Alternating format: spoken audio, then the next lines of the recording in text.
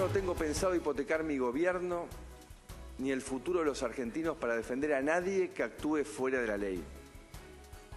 Y si alguno de ustedes, y quiero ser bien claro, si alguno de ustedes se encuentra con un pedido indebido, acá tiene un presidente al cual acudir y a un equipo de gobierno ante el cual denunciarlo.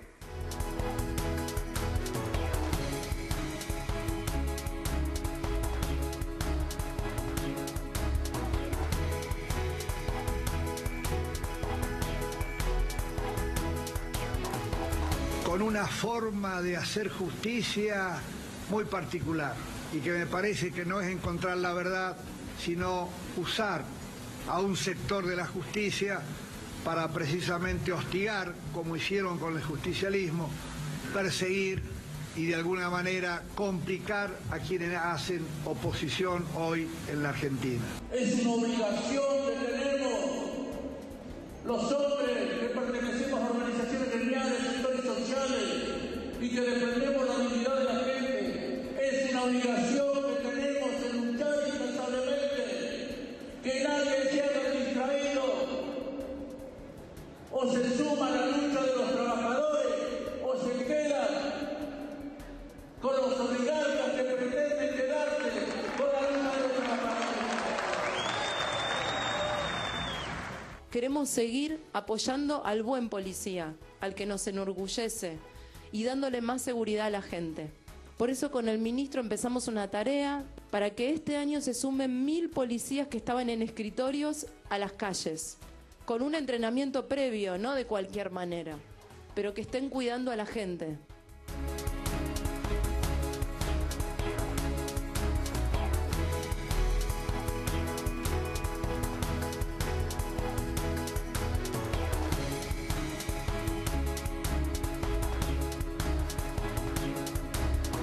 ¿Qué tal? ¿Cómo les va? ¿Qué dicen? Muy bienvenidos. Muy, pero muy buenas noches. Bienvenido, Nacho. Bienvenida, Lourdes. ¿Cómo estás, Paula? Paulina? Hola, Paola. Bienvenida. Hola, muchas Ya está el señor Julio Bárbaro. Vamos a hablar en un ratito con él. Hay mucho que contar hoy.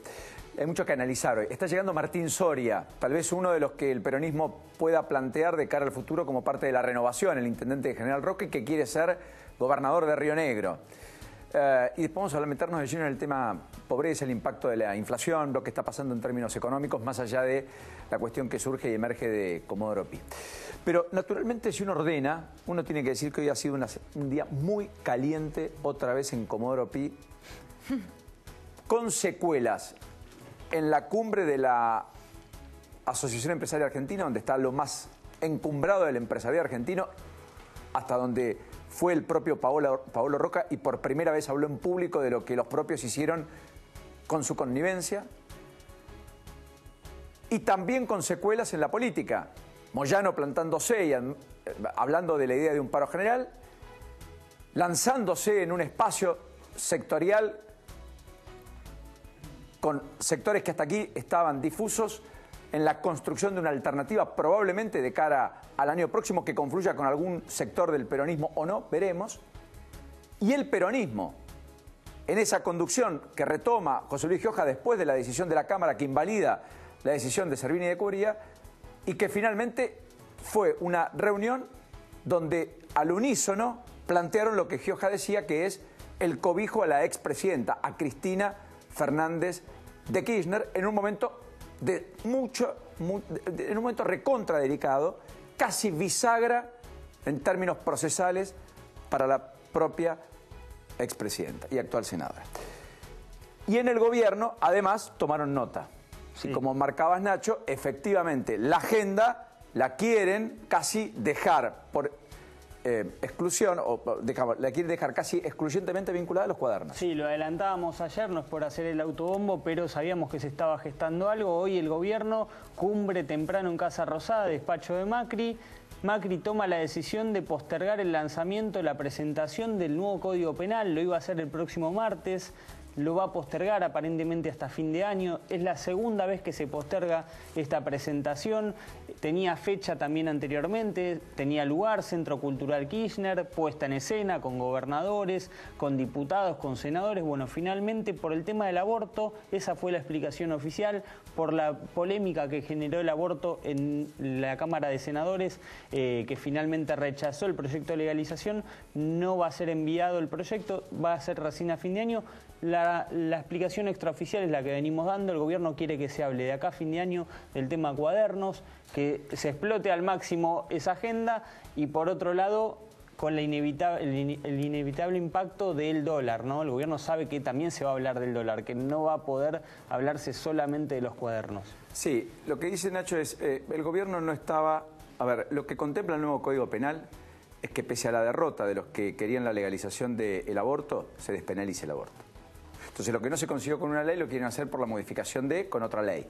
Y eso iba a abrir una sangría. Puertas adentro y hacia afuera. ¿Está? Me da pena porque es una reforma estructural trabajada desde hace mucho tiempo. Se imaginan que si se posterga para el año que viene en medio de la campaña electoral van a volver a decir, bueno, son tiempos de campaña electoral, no son tiempos de discutir proyectos tan profundos. Quizás corremos el riesgo de que todo se posponga hasta el 2020 o con el próximo gobierno. Si me das a apostar, yo ya apuesto eso. Bueno, ¿te das cuenta? Entonces estamos perdiendo una oportunidad. Pero bueno, es verdad lo que dice Nacho, el gobierno quiere correr el eje. Macri va a estar mañana en La Quiaca igual, sí, lanzando lo que tiene que ver con el primer despliegue de 500 efectivos en el escudo norte, a propósito del apoyo a la gendarmería de parte de las Fuerzas Armadas en este nuevo rol que le asignó a las Fuerzas Armadas, no con polémicas menores con la oposición y con algunos incluso juristas respecto a si esos decretos eran efectivamente legales o no, o si eran inconstitucionales. Pero también es cierto que hoy el presidente de la Unión Industrial Argentina, claro, cuya entidad dio el dato de la caída de la industria en junio, que fue el 8.4%, un desplome realmente muy importante, insisto, 8.4% en junio, 5.2% respecto a mayo inclusive, la foto mala, la película también mala, demostrativa de que la caída no está encontrando piso en uno de los sectores más dinámicos y que tiene mayor empleo registrado en el país, y que se suma a la caída de la construcción y naturalmente a la caída en las changas, etcétera, lo que la marginalidad muchas veces aporta. El presidente Luis Acevedo dijo que no hay un plan. No veo un plan a largo plazo. Eso es decirle, no hay un programa económico, es más o menos lo mismo. Ahora, los actores económicos le están diciendo eso sin decírselo al mismísimo Macri, con la desconfianza que hay sobre lo que está pasando en el mercado cambiario. Hoy el dólar lo tuvieron que planchar subiendo encajes, inmovilizando 60.000 millones de pesos en los bancos. Y lo plancharon, a ver, a 30,50. Después de la subasta que perdió o que llevó a perder al Banco Central más de 800 millones de dólares en una jornada como la de ayer, en un solo día. Es decir, en una situación delicada, donde el gobierno incluso refuerza las reservas con un nuevo swap ampliado con China, aquel que tanto cuestionó en la época de Cristina como presidenta, por 4.000 millones de dólares, que aparentemente solo falta la firma, pero ya lo tendría cerrado Luis Caputo, el presidente del Banco Central, y en un contexto en donde sí hoy, es cierto, bajó fuerte el riesgo país, hasta los 650 prácticamente puntos básicos, y el mercado bursátil tuvo un pequeño retroceso, pero los bonos subieron bastante fuerte, tal vez en alguna compra de oportunidad de alguien que está diciendo, miren, los activos se devaluaron demasiado, una sobrereacción del mercado respecto a los activos de la Argentina. Con lo cual, esta agenda, la de la inflación desbocada, lo de la renegociación con el acuerdo con el fondo, porque no se cumplen con las metas previstas hacer nomás, la caída en los niveles de actividad económica, la recesión incipiente, que puede ser realmente mucho más dura de lo que el gobierno imagina, la eventual destrucción de empleo, que todavía no vislumbran las cifras oficiales, pero que ya extraoficialmente muchos empiezan a marcar. Bueno, todo eso no es el caldo de cultivo para que el gobierno se sienta cómodo.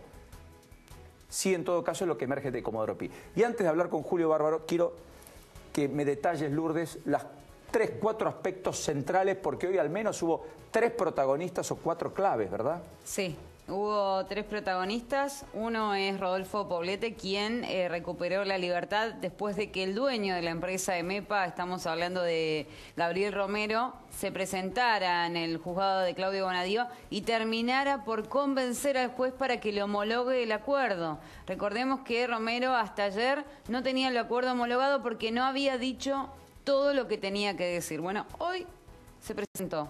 ¿Qué dijo este hombre? ¿Qué dijo Romero. Empresario de Chascomús, otrora financista del radicalismo durante muchos años, que participó en varias campañas electorales. ¿Qué dijo? Que pagó $600.000 para un decreto presidencial del año 2010. ¿Qué decía este decreto? El 113 del 2010 hablaba de la concesión de la hidrovía, de la explotación, digamos, de extender el tiempo de la explotación de la hidrovía. A través del cobro de peajes, que naturalmente terminaban en EMEPA. En Así es, y es el único lugar que sigue cobrando en dólares, el resto cobran todos en pesos. Bueno, que le hicieron ese pago en dos partes. Una parte un día antes del decreto, estamos hablando del 20 de enero del año 2010, y la otra después del decreto presidencial. O sea, un pago lo hicieron un día antes de conocerse el decreto y el otro pago una semana posterior. Y todo eso fueron $600.000, dijo él. Y después, ¿qué más dijo? O sea, eso estaba en los Romero? cuadernos de Centeno. Es la primera vez que además se amalgama de manera perfecta lo que Centeno describe y lo que el empresario cuenta. En este caso, el propio Romero. ¿A quién menciona? Porque acá no aparece ni Julio De Vido ni Cristina Fernández de Kirchner. Aparece Ricardo Jaime. ¿Por qué? Porque MEPA maneja uno de los ferrocarriles hoy en día. Aún hoy. Aún hoy. Aún hoy maneja uno de los ferrocarriles. Bueno, ¿a quién le pagaba la coima de los subsidios? Lo mismo que ayer había dicho otro empresario, Aldo Roggio. Correcto. A Ricardo Jaime. Ricardo Jaime recaudaba ese dinero. Y es más, dice que le había pagado una suma fija, había acordado con Jaime, porque dice, yo lo coimeaba a Jaime. Así lo dice él, ¿eh? Porque como Jaime era el encargado del control de los ferrocarriles, le pagaba $500.000 anuales. Además de los $600.000 que le pagó por el decreto que le permitió la prórroga hasta el 2021 de la concesión con el cobro de peajes en dólares de la hidrovía, que por cierto, vale la pena decirlo, toda la inversión la hizo el Estado argentino, calado, etcétera, para que por su interior los que transporten sean buques de bandera paraguaya, boliviana, etcétera, no argentina, porque no es competitiva y porque la marina mercante en la Argentina está virtualmente destrozada.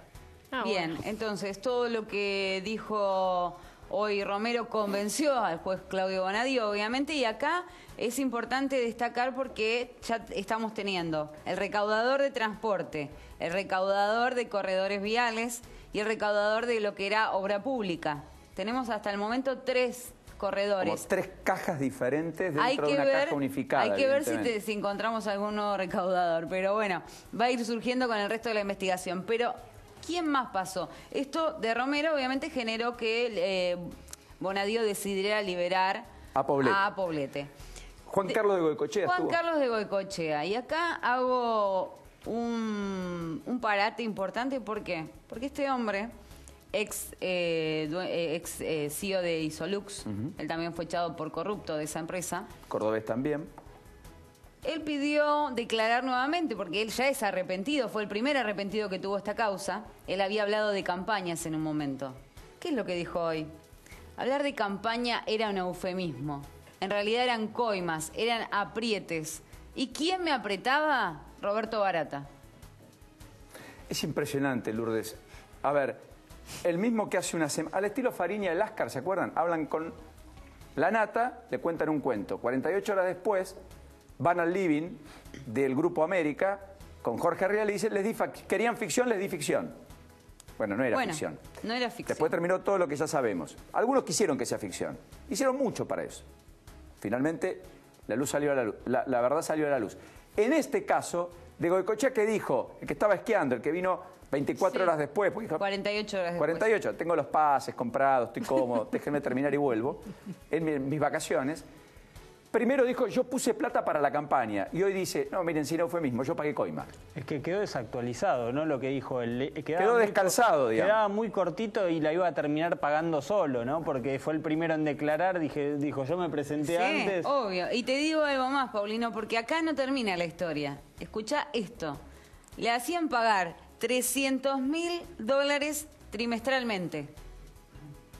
de coima. ¿Y esto por qué? Porque él había obtenido la licitación de la usina de Río Turbio, una usina que no se terminó nunca.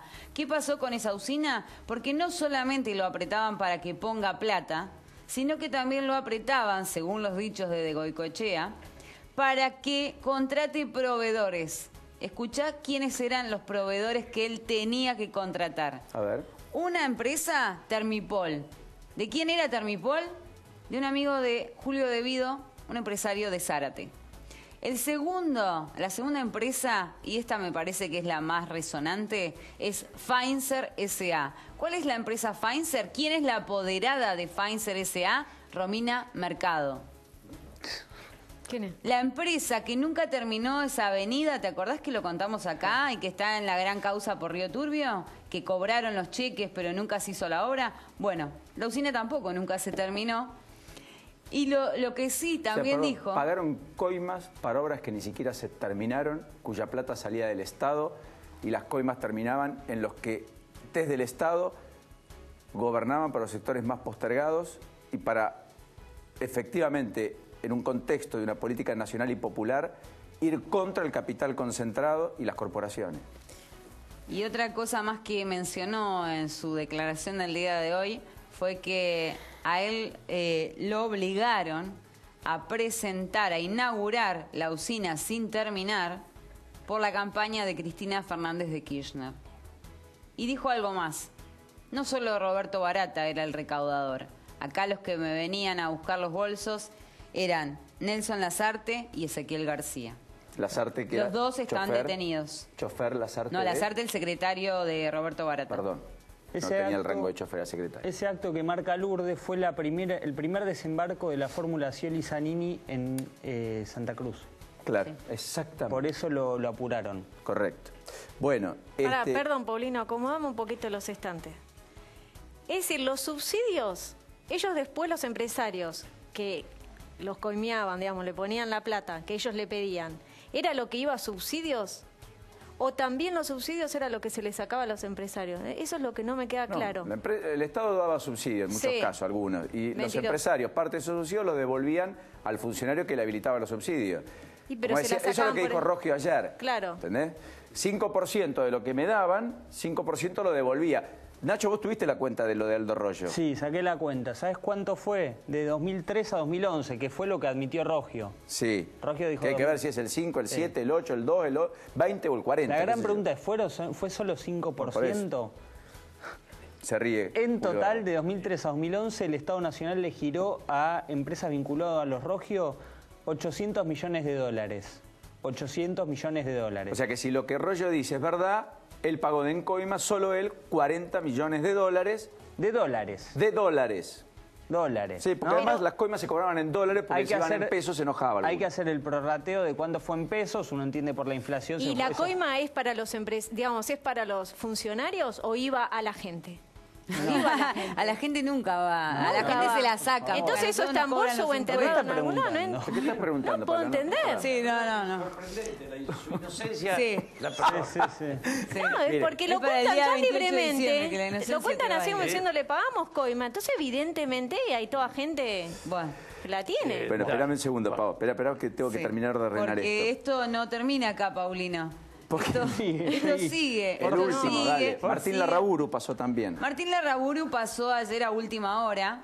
Hoy conocimos parte de lo que fue su indagatoria y obviamente dijo prácticamente lo mismo que había dicho Juan Manuel Abal Medina, ratificó la versión de Juan Manuel Abal Medina de que él trabajaba en el ámbito de la jefatura de gabinete y mencionó a determinadas personas. ¿A quién mencionó? A Otavis, a Larroque, a Mazón, a Parrilli y a Devido. ¿Quién era Parrilli? Dice que Devido era el que organizaba toda la recaudación para la campaña. Él sigue hablando de campaña electoral, tal cual hizo Juan Manuel Abal Medina, porque ellos, de hecho, en el cuaderno de Centeno aparecen por 3 meses, que fue lo que duró, digamos, lo que fue el periodo de campaña electoral. ¿Y qué dijo? Que habló de los pendrive que la justicia está estudiando, está peritando en estos momentos, que le allanaron en su casa en Bahía Blanca, y dijo que obviamente la plata, que Mazón era el que les había pedido ayuda porque tenía poco personal, y él dice, yo recibí algunos bolsos porque como Mazón no tenía personal, yo le di una mano.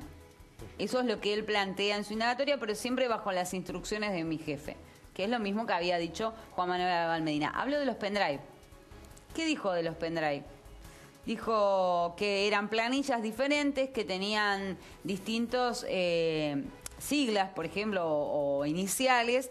Se refirió a lo que decía CFK, bueno, claramente dice era Cristina Fernández de Kirchner por la campaña. Habló de un rubro que llamaba hotel, que es el lugar donde se hacían las actividades de campaña. También mencionó que había gastos de imprenta, que había... Todo tenía que ver con los distintos gastos que se llevaban a cabo para la campaña. Y después, es más, dice que él recibió esos bolsos porque Roberto Barata decía que eran de aportantes voluntarios.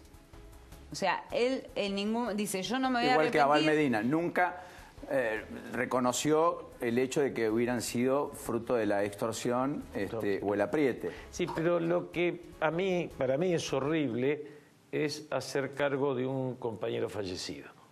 Digo, porque por respeto al otro, yo no puedo ir a hacer una declaración, la culpa la tenía el que murió. Es atroz, porque es incriminar a la nada.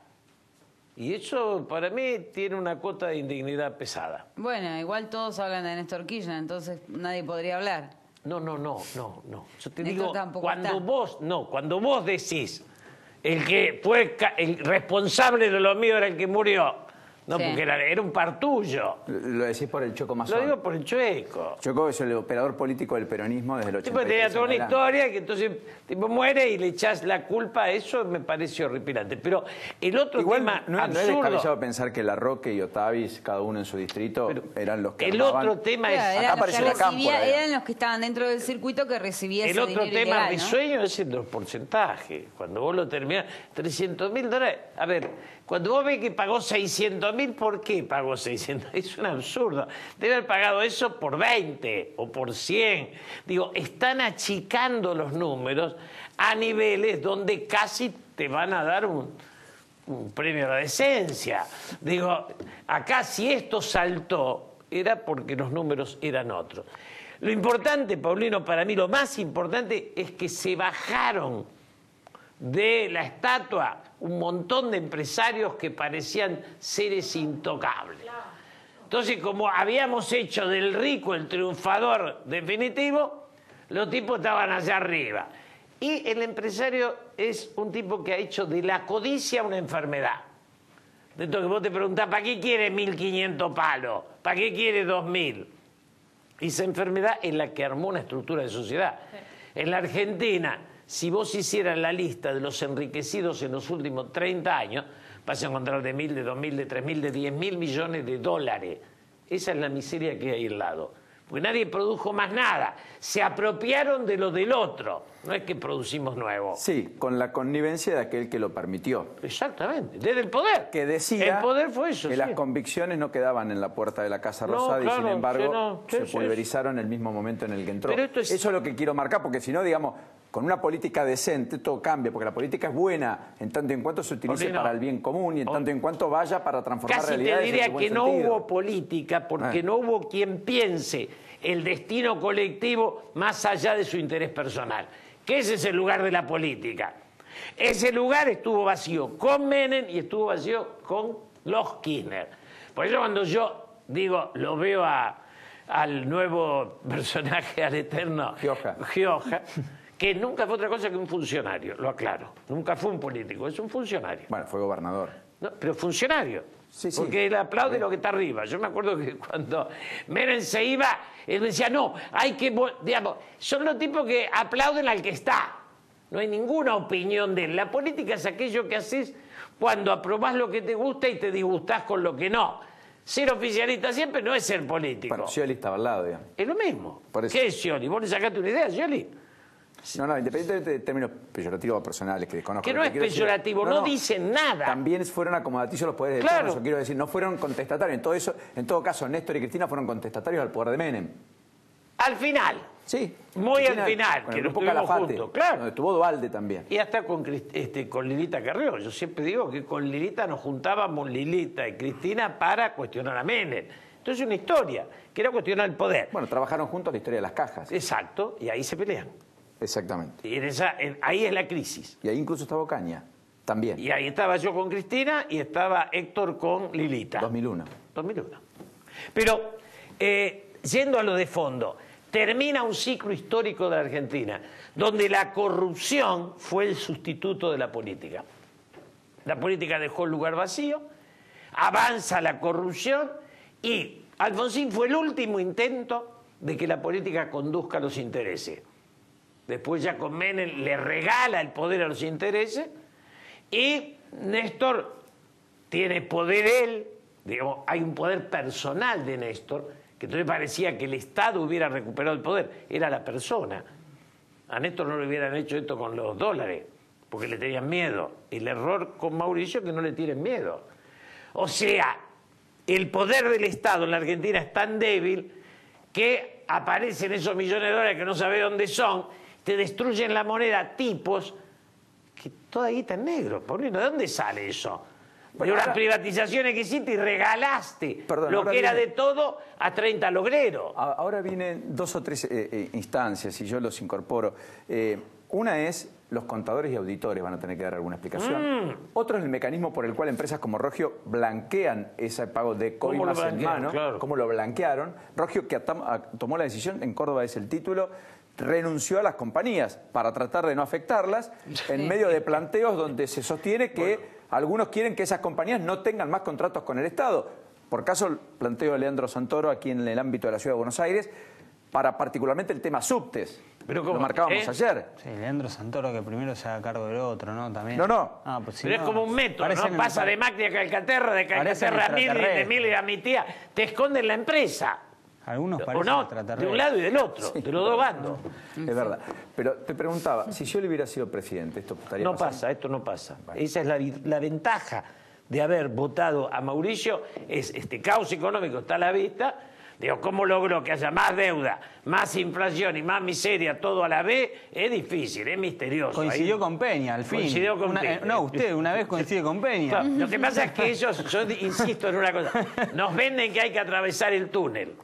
Como vos no ves luz, te das cuenta que hay que vivir en el túnel, que es otra cosa. No es una coyuntura. Ahora, el hecho fundamental de lo que aquí está pasando es que se acabó ese ciclo. Y ese ciclo se sobrepone el desastre del kirchnerismo con el fracaso del macrismo. Y la sociedad vive las dos cosas. Un ayer que es atroz y un presente que es también atroz. Dos cosas distintas, donde la dirigencia política argentina está toda en deuda con la sociedad. ¿Y cómo se sale de ese tren fantasma dual, digamos? Yo no sé cómo se sale discutiendo un proyecto de sociedad. O discutimos un proyecto de nación o no salimos. Acá ha llegado ya parte de lo que para muchos es la renovación del peronismo, yo quiero decir, intendente de General Roca, ya vamos a conversar con Martín Soria. Uy, Pau, ¿me das una mano? Porque sí. Pobre está... ¿qué va a hacer, Julio? La vida es así. Nos saca una sonrisa, algo distinto, sí, claro. Que es de lo que vale la pena la vida. Pero uno mira la Argentina, digamos, y mira con mucho pesar todo lo que está pasando, porque efectivamente las dos cosas son reales. Esto es la magra situación económica y lo que ha sido un despilfarro del Estado, cobijado por aquellos que se enriquecieron con un discurso que era la antítesis de lo que se suponía que estaba pasando. Y algunos genuinamente abrazan aún hoy. Yo creo que ya con cierta complicidad. Pero hay gente que cree en eso. Yo creo que es absurdo, pero hay gente que cree en eso. De última, la creencia tiene ese barniz, esa noción.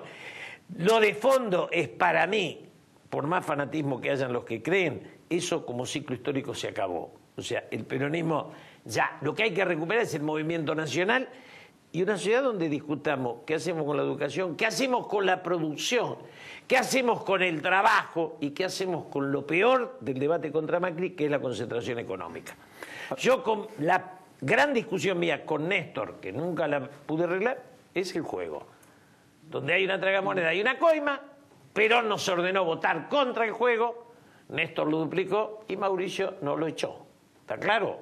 Porque esta es una continuidad de la decadencia. Si el juego se le diera a las instituciones de bien público, Cáritas, el Ejército de Salvación, para que levante a los caídos, si hubieran hecho eso, que el día que me dijeron qué pedía yo para afiliarme al PRO, dije eso. ¿Y la justicia cómo la ve, Bárbaro? Porque, por ejemplo, causa Antonini Wilson, hoy, después de 11 años, están llamando a indagatoria a Julio De Vido, a Ola Sagasti, a Ricardo Echegaray y a otros 7 imputados, después de 11 años. Ya sabemos cómo está la justicia, que vamos a descubrir. Aparece, tiene una expresión a partir de Bonadío que es como recuperación y había que sacarse de encima a algunos personajes teñidos. Pero digo, todavía es un proceso tan discutible como todo el resto de la realidad. ¿Cree que es extraordinario e histórico? ¿Lo que está pasando? Sí, sí. Es histórico porque cayeron los empresarios. Eso es la clave. Yo decía el lunes, está el reconocimiento de quién lo transportó, de quién lo cobró, de dónde lo llevaron, pero básicamente de quién pagó. O sea, cuando todo eso junto se explicita y se pone en un expediente para comprar algo de morigeración de pena en algún caso y libertad por sobre todas las cosas, por lo menos temporaria en la mayoría, me da la impresión que estamos frente a lo que jamás estuvimos. La foto es indiscutible. Por eso les queda solo discutir el fotógrafo. ¿Qué me importa que era el fotógrafo? O sea, si la caligrafía de los cuadernos correspondía o no a un chofer. Qué triste eso, ¿no? Eso fue muy triste. Fue muy triste, pero el tema de fondo está en que surja un nuevo país a partir de aquellos que sueñen con un proyecto. La política llevó a que gran cantidad de políticos se desclasaran. Eso es lo que hay que sacarse de encima. Hay tipos que pagan despensas lo que nosotros ganamos por mes.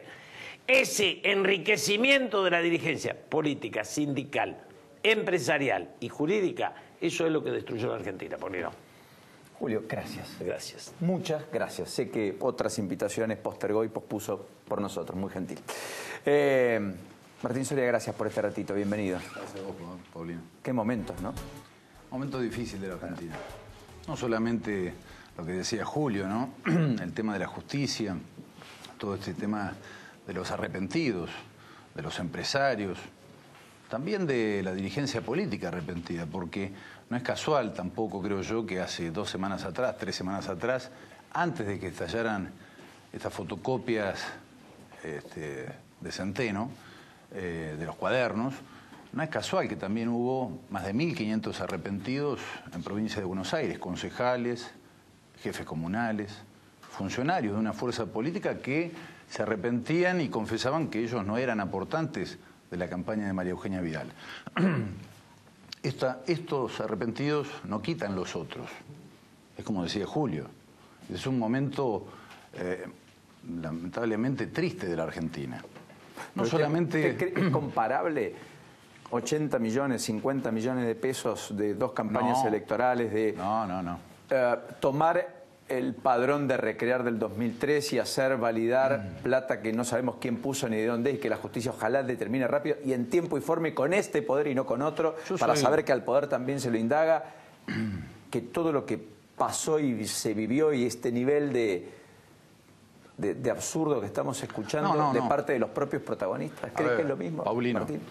Para mí es lo mismo el que roba $1 o el que roba $100.000 o 10 millones o 100.000 millones. No ve una metodología diferente ni una estructura el que está en política y no lo hace por una vocación, porque es una pasión, porque lo siente y se dedica a lo otro, como decía Julio recién, ese es un chorro, ese es un coimero, es un delincuente que usa la política no para transformar la realidad de la gente y mejorarle la vida a los vecinos, en mi caso lo digo porque soy intendente, sino es un delincuente que tiene que estar preso. Ahora, a esta altura de los acontecimientos, creo que también tenemos que ser inteligentes y darnos cuenta de que este momento yo lo veo triste porque veo de un lado un juez como Bonadío, un fiscal como Stornelli, Marijuán, funcionarios judiciales que vienen no hace un año, vienen de la década del 90 y más, algunos de ellos. Entonces veo un momento muy difícil porque ¿quién dice la verdad? ¿Quién está mintiendo y quién dice la verdad? Bonadío Stornelli todos sabemos que tienen un encono personal con Cristina Fernández de Kirchner, con su gente, con su equipo. Eso sí. Y también Cristina... Pero un empresario dice lo que no había dicho hasta acá. Un chofer dice que lleva lo que se suponía que lleva. Uno dice que fue, recaudó y que lo depositó. Otro dice que entró a una habitación y que estaba lleno de... A ver, cuando vos y te esos bajan, pertenecieron a... Cuando vos te bajan de un avión de primera clase y te encierran en una comisaría... Yo trabajé en la justicia. Y te encierran en una comisaría y te dan la posibilidad de arrepentirte y sos un empresario intocable de la Argentina. Capaz que salís adelante de Bonadío y Stornelli, que saben del tema, y sos capaz de arrepentirte de tu mujer, de tus hijos. A ver, no digo... ¿Que no dicen la verdad? No doy desmérito porque no conozco la causa. No conozco ni las fotocopias, ni la causa, ni los hechos. No, porque acá ¿Qué hay te una queriendo decir tendencia que hubo relativista. coacción? Vamos a ver, vos sabés que todo, tarde o temprano, en la Argentina se esclarece. De una manera o de la otra. Yo lo que veo triste hoy es que tenemos dos partes. Una, Bonadío, Stornelli, Marijuán y algunos otros miembros de la justicia que sabemos que tienen un encono personal. Y del otro lado, Cristina y su gente que también tienen un encono hacia estos funcionarios judiciales. Entonces, lo que me parece a mí, que no es justicia esto. La justicia tiene que ser independiente, tiene que ser objetiva. Bueno, si no, deme no es un juez justicia. independiente. Uno. No, hay. ¿Quién? Hay. No, bueno, yo conozco Uno de los fallos. 11 de Comodoro Pi. A ver, hace 2 semanas ¿Ariel atrás... Lijo? La semana... ¿Martínez de Giorgi? No los conozco personalmente. Bueno, pues, pero uno, porque Pero si no, la semana mañana pasada- la también semana Cristina pasada- está procesada por Martínez de Giorgi. Pero No, tienen, no, ¿sabes por cuántos? Martínez ¿No? ¿Todavía no? No, todavía no. No. Pero ¿sabes cuántos procesamientos ¿Cuántos tiene a dirigentes Cristina? políticos hay? 6. 6. En mi provincia, la semana pasada, una causa emblemática en Río Negro. Una causa que investigué y denuncié yo como siendo legislador, antes de ser intendente. Una causa de sobresueldos en un gobierno provincial radical.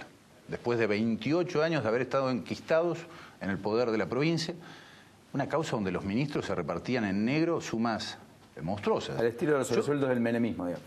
Exactamente. Que Yo lo reconoció denuncié. Cavallo, digamos, con 10.000 pesos no puedo vivir, fue la Claro, famosa frase. Yo lo denuncié y esos jueces me saco el sombrero. Me saco el sombrero porque hicieron justicia. Vamos a ver qué pasa con todas las apelaciones que se vendrán. Pero es decir, no podemos por 1 o 2 o 3 o 20 jueces o fiscales que no sirven, que no son independientes, que no están haciendo justicia y que están haciendo una venganza política, no podemos decir que la justicia no sirve en toda la Argentina. Me parece que... Bueno, se lo pongo al revés, Martín. Sí. ¿Usted cree que es honesta Cristina Fernández de Kirchner cuando la única respuesta que dio sobre su patrimonio respecto a cómo lo había generado, dijo en una universidad extranjera, bueno, yo he sido una abogada exitosa y no se le reconoce una sola tarea jurídica? A ver, nadie ¿Le parece ético nadie que puede los- ser sospechado hasta que no se demuestre lo contrario. Pero es que la evidencia es explícita, es lo que está pasando ahora. Aerolíneas le pagaba en los hoteles de la presidenta el alojamiento de personas desde una empresa estatal, cuanto menos es Está bien, antiético. pero la causa no tiene sentencia. Esa causa no tiene sentencia, no tiene una condena. Hasta que no haya una condena. O sea, Vudú para usted es un coimero porque tiene una sentencia, pero Cristina es inocente porque no tiene ninguna sentencia. Está terminada la causa. Por eso a ver, está esta bien. es la diferencia entre el Estado de Derecho. Esta es la diferencia entre el Estado de Derecho y las etapas del procedimiento penal, que hay que sortearlas hasta llegar a una condena y que se demuestre que efectivamente fuiste un chorro, un coimero, un empresario corrupto, o un dirigente político, o un presidente corrupto. Porque si no, con la simple sospecha, volvemos cuando no había Estado de Derecho. No, lo que a la pasa es que época, acá no es la a la sospecha época nada de la más, Martín. venganza. Una pero cosa es la presunción sospecha, como dice la el código, presunción la de presunción de inocencia. inocencia, el indubio pro reo, Claro. en el caso del Acá, derecho penal. en Yo los lo dos entiendo, últimos- Martín, en ese sentido. pero los dos está últimos perfecto, años- estamos hablando de un lenguaje jurídico y yo estoy hablando de un lenguaje político. El lenguaje político es, está el que dice que pagó, está el que dice que cobró, está el que dice que transportó y está el que dice que fue y vio todo lo que vio. Y está el que tiene que justificar que no ha podido justificar y el juez que dijo que no eran responsables de enriquecimiento ilícito dice me agarraban del cogote para que lo haga.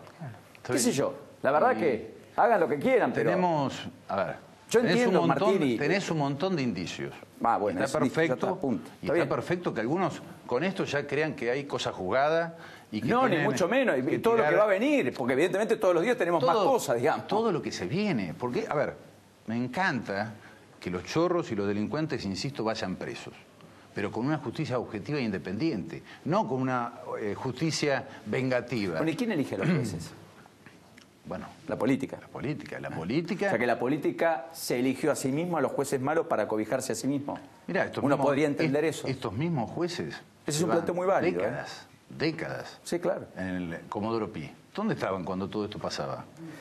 Sí, porque es por eso que ahora tienen que actuar por la campaña de Cambiemos del 2015-2017. Exacto. Es ahora que tienen que... Pero además, ¿sabe por qué? Porque si no, no es justicia. No, y además por la duda, porque supongamos que es inocente, cualquiera de los imputados hoy o ayer. Pero además, la dilación del proceso penal convierte en culpable al inocente. El tiempo. Esta causa de los sobresueldos que te hablaba de la provincia de Río Negro, que la semana pasada fue el fallo, demoró más de casi 8 años. Porque es del 2009-2010, ¿no es cierto? 2010. Disparate. Y casi volvieron a ser candidatos algunos de ellos. Y la semana pasada los condenaron. Entonces, a lo que voy es... Me hace acordar a ciertas cosas. Bueno, Tandanor es del 93-94, Paulino, recién ahora está el juicio oral. Claro. Tandanor, 24 años después. Eso no es justicia. Martín, 3 o 4 preguntas. ¿Va a haber oposición a...? Hoy apareció Pasalacua muy duro, el gobernador de Misiones, contra la eliminación del Fondo Sojero. Ayer hubo una presentación de un amparo por parte del gobernador de la provincia de Tucumán, Mansur.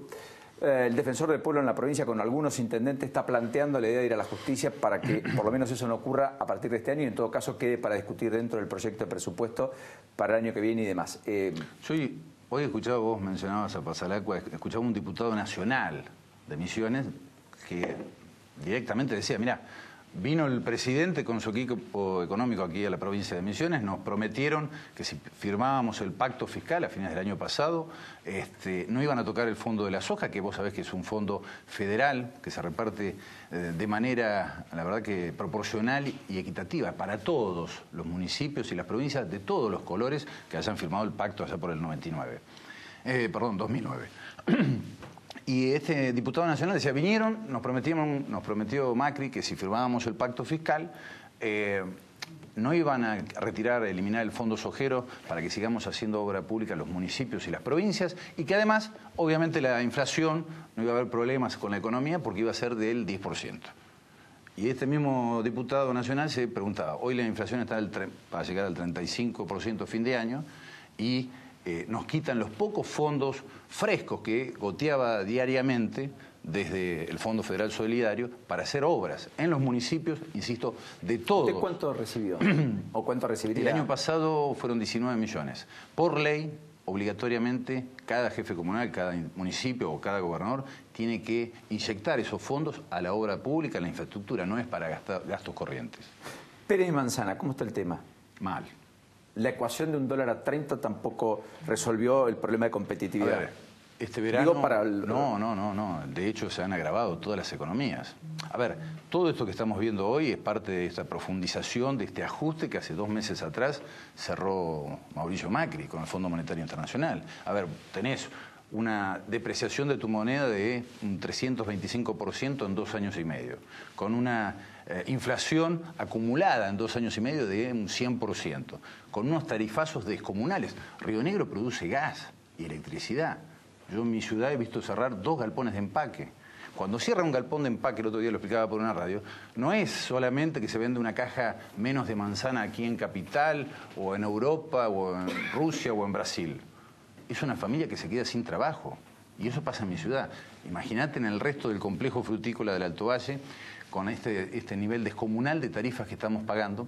Para que la gente lo entienda en su casa, cuando una manzana, una pera se cosecha en verano a 35, 40 grados, esa fruta hay que llevarla al frío inmediatamente, para después poder venderla durante el año, al mercado externo, a ultramar, o mandarla a otras provincias, al mercado interno. Con este nivel de tarifas en la electricidad, por ejemplo, o en el combustible, 87% de aumento en nafta, un 84% en el gasoil. Bueno, de hecho, digamos, la ecuación no está septiembre, cerrando. aparentemente entre el 1 y el 4%. Ahora sí, lo último, Martín. El peronismo no tiene un candidato, naturalmente, más allá del espacio que cobija dentro del peronismo la propia expresidenta. ¿Imagina que la opción es el peronismo federal? ¿También milita usted allí? ¿Se cobija allí o dicen en este contexto es Cristina. No, no. Yo soy peronista. Están los unitarios, los federales, los camporistas, los cristinistas. Yo soy peronista.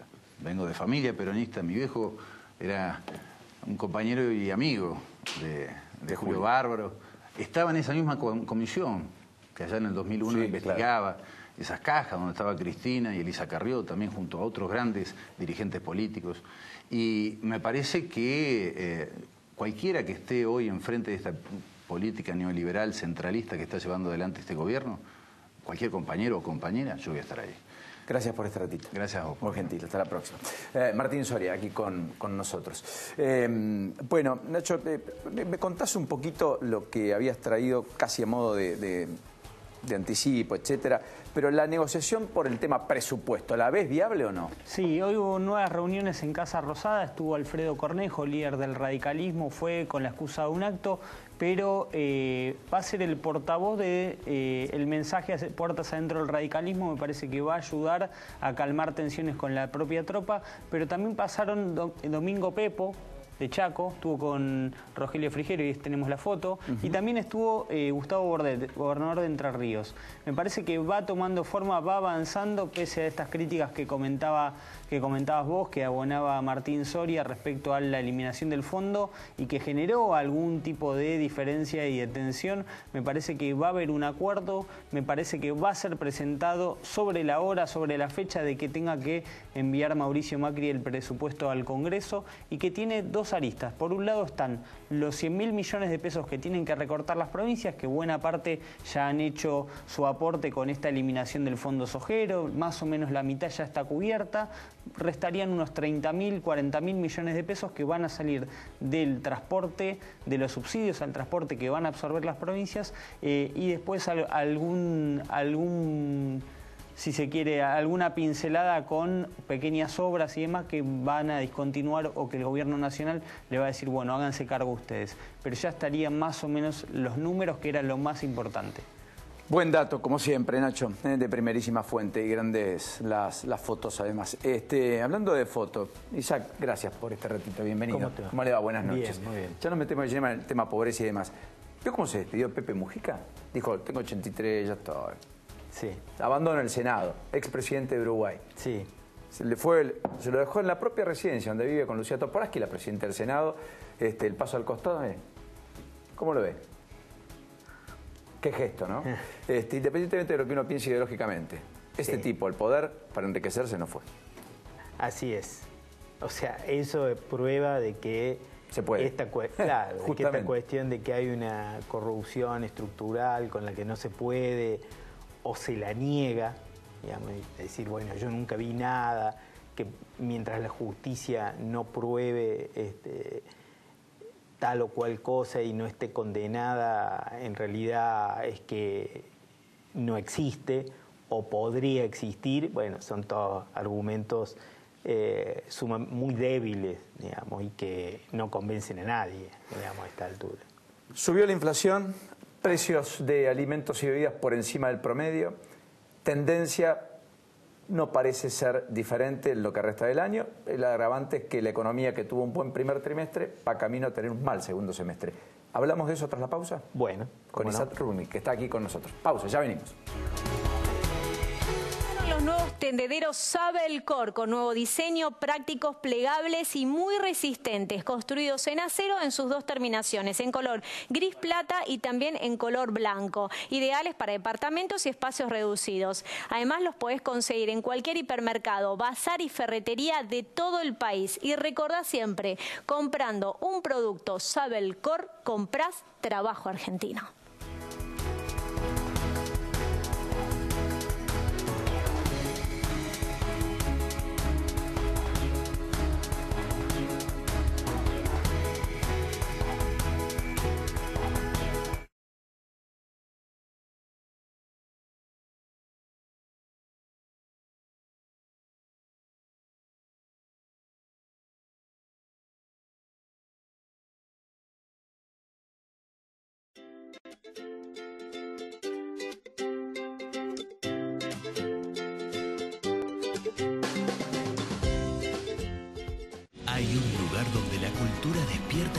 imaginación, donde el agua fluye desde el corazón de las montañas, donde los sabores y los afectos se encuentran.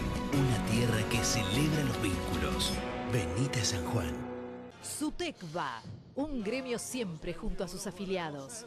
Entrega en forma gratuita de ajuares para los recién nacidos, becas en guarderías y jardines maternales, entrega de guardapolvos y útiles escolares a los hijos de afiliados en edad escolar, festejo del Día del Niño, descuento en farmacia y óptica sindical, recreación, turismo en San Clemente, Villa Gesell, Córdoba y Mar del Plata, asesoramiento jurídico y previsional. Y para los mayores, viajes, espectáculos, entrega de canasta navideña y mucho más. Amadeo Yenta, Secretario General, 2017-2021, Municipales de Capital. Más de 13.000 policías en calle. Seguimos avanzando hacia una ciudad más segura. Buenos Aires Ciudad. Vamos, Buenos Aires.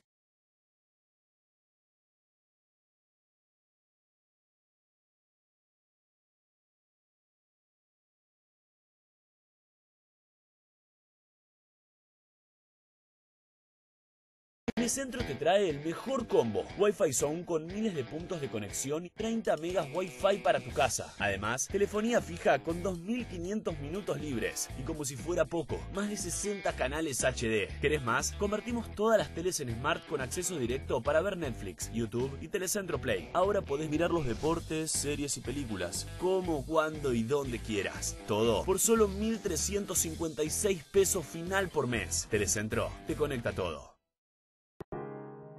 En Todo Porcelanatos te ayudamos a elegir lo que estás buscando, porque sabemos que vendemos pisos que son para siempre. Todoporcelanatos.com.ar.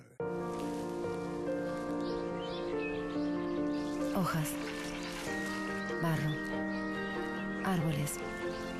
Cada rincón del jardín está lleno de gérmenes y tu hijo entra en contacto con ellos. Que no pase lo mismo en el piso de tu casa. Mantenelo libre de virus y bacterias con Lisoform Solución Total. El mundo está hecho para tocarlo. Lisoform. SC Johnson, una compañía familiar.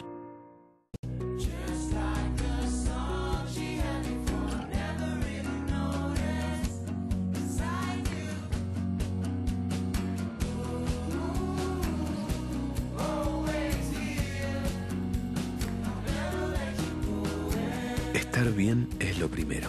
Galeno. Manos. Toquen el mundo. Cosas nuevas. Cosas de todos los días. Para eso se creó el nuevo sanitizante de manos Lisoform.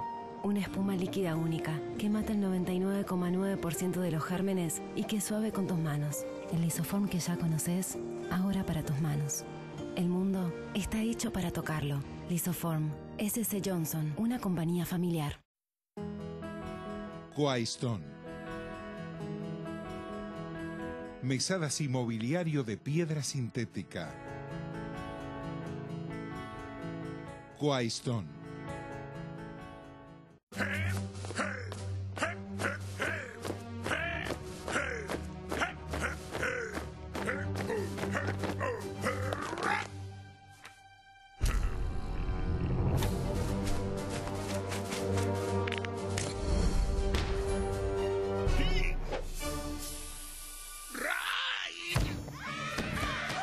Raid, rápida acción para mamás exigentes. Expertos en insectos por más de 60 años. SC Johnson, una compañía familiar.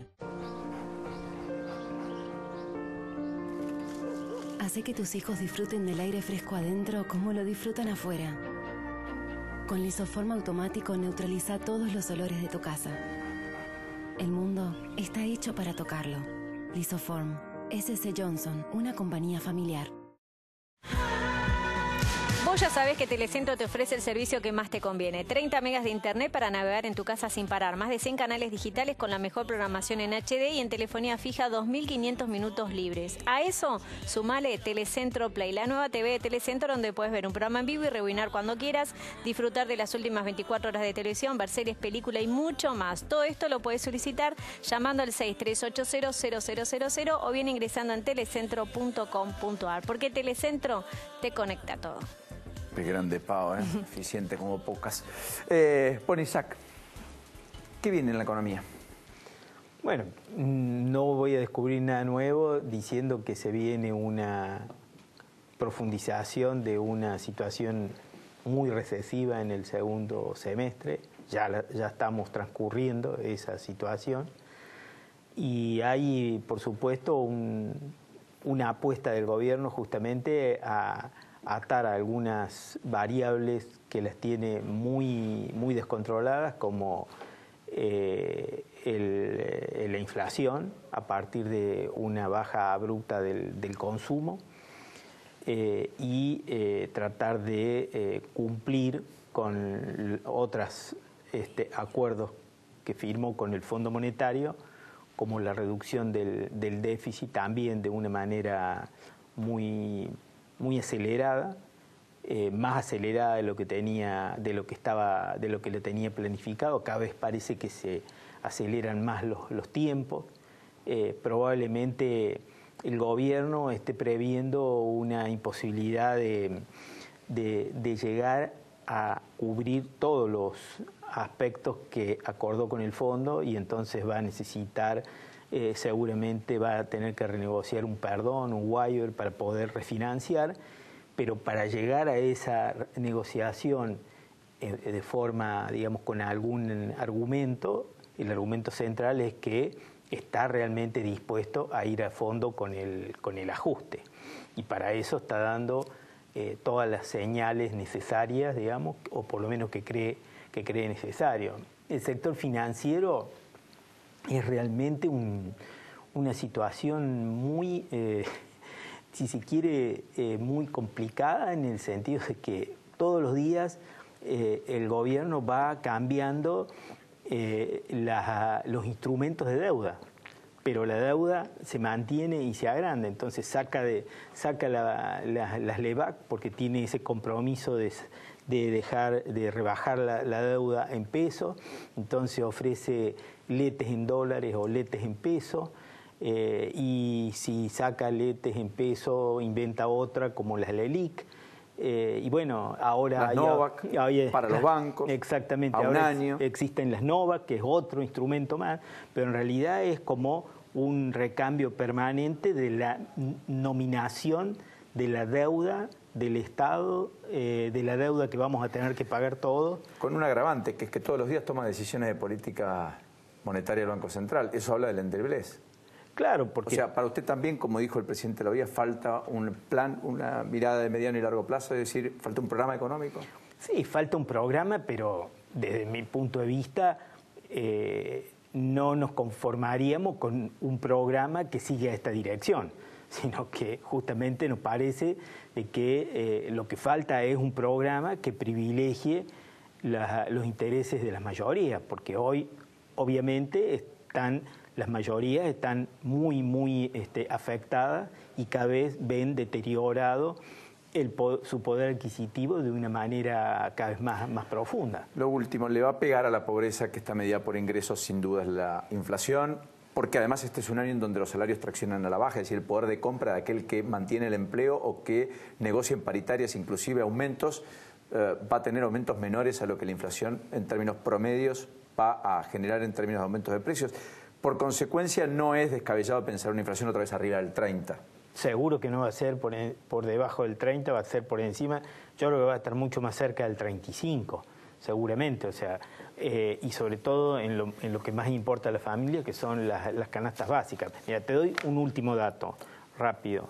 Primer trimestre, resultado del primer trimestre. De acuerdo a los datos que publica el INDEC, que fue el trimestre donde todavía se mantenía el arrastre del crecimiento, porque ahí todavía no pegó fuerte, no había pegado fuerte la crisis. La indigencia creció en el primer trimestre respecto al último trimestre del año anterior.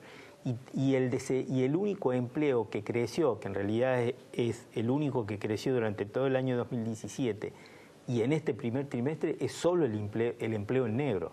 O sea, el empleo en blanco, aún en el periodo de crecimiento que fue el año pasado, no creció, solo creció siempre el empleo en negro, lo que habla de las características de este modelo. Ese es el corazón del modelo. Cuando ellos hablan de crecimiento y de crecimiento de empleo, están hablando de ese crecimiento de un empleo negro, del empleo informal, lo que está implicando que no hay crecimiento de una producción, de un modelo productivo que da fuentes de trabajo decentes al conjunto de la población. Isaac, gracias. No, gracias a ustedes. Muy generoso por comprender los tiempos, además. No, gracias a vos.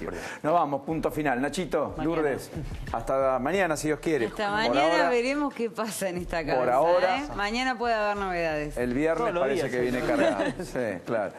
Chao, Pau, hasta mañana, nos vemos. Contame otra película, vamos a otra película. Pero mañana venite con muchas cosas y hablamos de otra cosa. Ah, sí, Ahí está, mañana, bien, es Chao. verdad. Hasta mañana.